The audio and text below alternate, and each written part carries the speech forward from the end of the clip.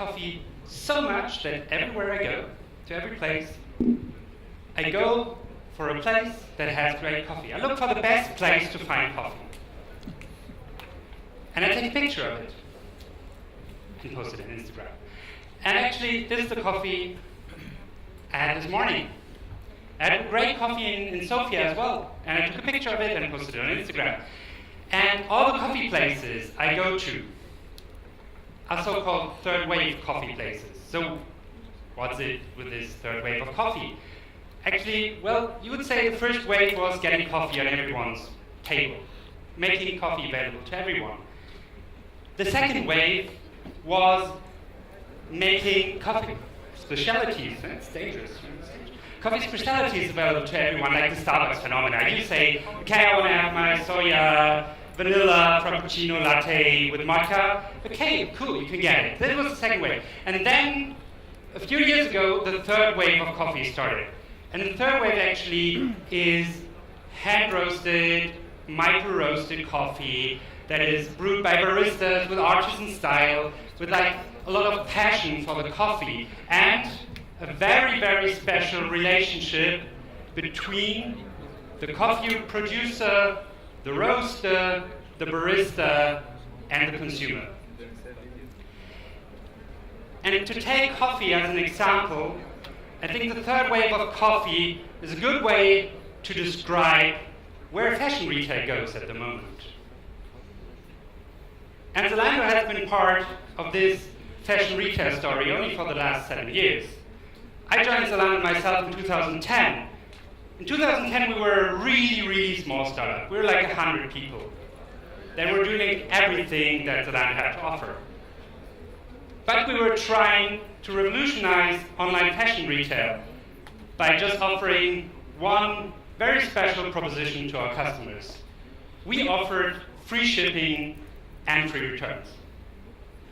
This is quite a brave statement for a startup, and we got a lot of bad feedback on that. Actually, if you look into the press from 2010, 2011, 2012, everyone was saying, well, Zalando is never going to be successful, oh, come on, it's not sustainable, yeah, you're going to fail anyways, no one made fashion possible with like free returns and free shipping. Well, I'm still here, and now it's 2016. So most probably we did some things right. And during the growth time, when we didn't have coffee, but we had free shipping and free returns, we learned a lot. And we learned a lot how to grow a company. And to tell you a bit about like the numbers we had during that time, we grew in revenue in some months in 2011 and 12, grew in revenue over 100% each month. We hired over 150 people per month for 14 consecutive months. Meaning to integrate those people to the culture, to integrate those people into the company, and to make some processes so that you're kind of still alive after the next month. This was quite a big challenge for the company. And this was also quite a big challenge for the company culture. Yeah. And what we also did during that time, and I'm myself from the tech department, so I lived through this time like from the tech side, we had to scale our platform for growing like 100% each month. And we're having a tech platform and being able to grow on that platform, like in that pace, we launched like 10 countries within 15 months. So it's kind of, yeah, it was a challenge and it was hard. And this is what the startup life was. And this was actually a great time. And then everything went to peak in 2014 when we went public. And we actually, at that moment, we were able to show the world, yeah, we're not only growing very fast, we're not having like revenues that go like somewhere where no one thinks revenues in a fashion company can go, but we also showed that we were sustainable, and we showed that we have our processes, and that we were able to be like a public company, and it was one of the biggest tech IPOs in Europe during that time. For every company, I think this is a moment, this is really awesome for the whole company. And our founders, our management team, but everyone in the company really had this feeling of having built something great, of really showing that you were able to build something that's really awesome and that's really successful. And I think this is what every startup founder is looking for, to at the end have a great exit, or go public. So if you have the chance ever to go public, it's a great feeling. But this was not the end, actually. And at that time, we realized, okay, we have to change our company radically to be successful also in the future. And what we started is realizing that our tech team wasn't as fast as it was like a couple of years ago.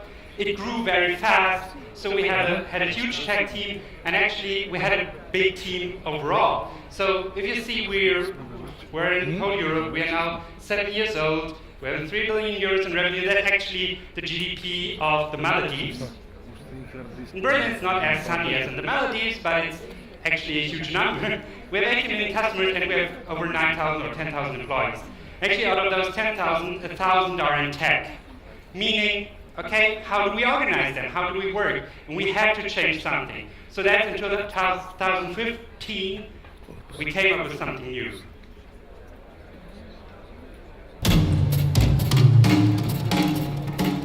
Command and control is over.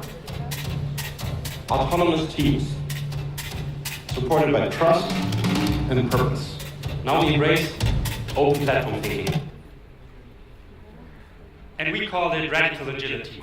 Radical agility really meant something new for organizing our tech team. So during the time we created radical agility, we looked at a lot of tech companies. We took some great inspiration from companies like Spotify or Facebook or Google. How do they organize tech teams? And then applied it to how do we want to do it at Zalando? How do we want to build up our team? And actually, radical agility is based on 3 very important pillars.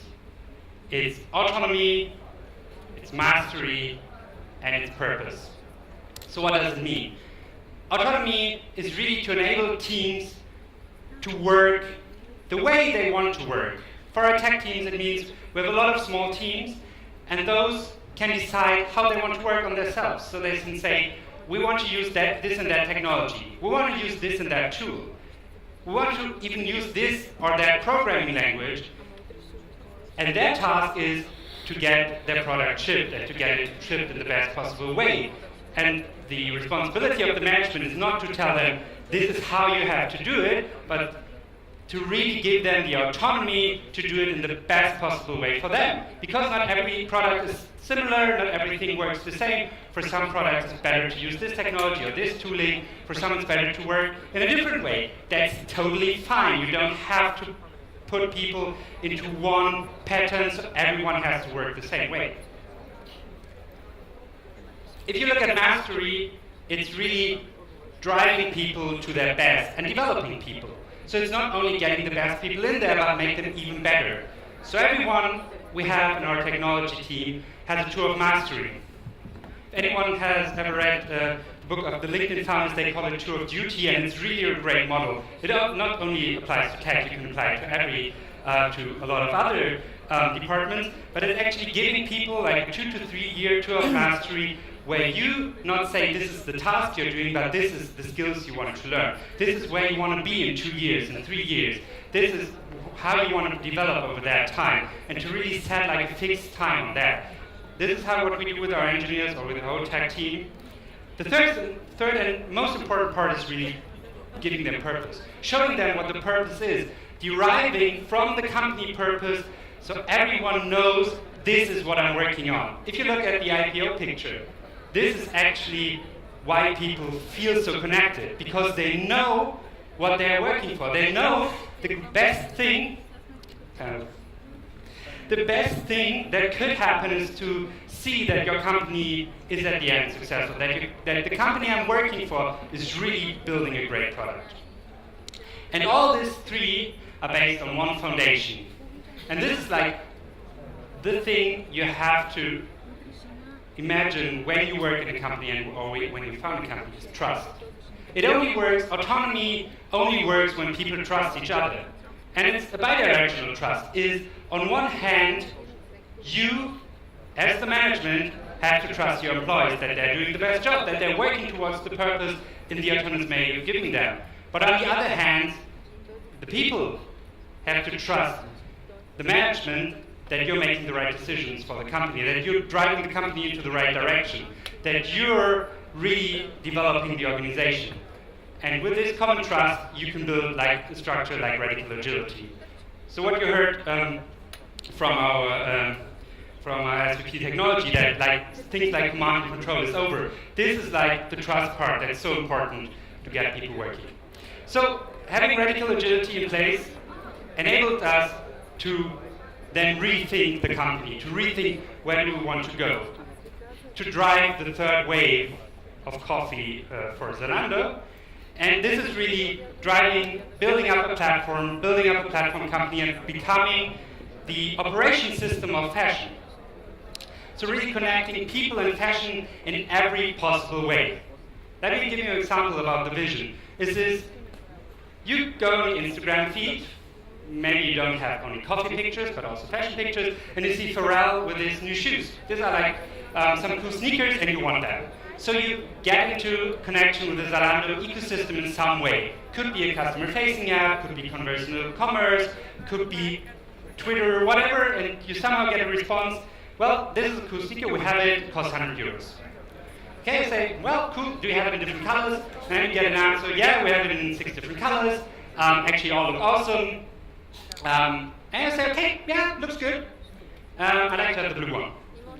And I need it in 35 minutes. Well, cool.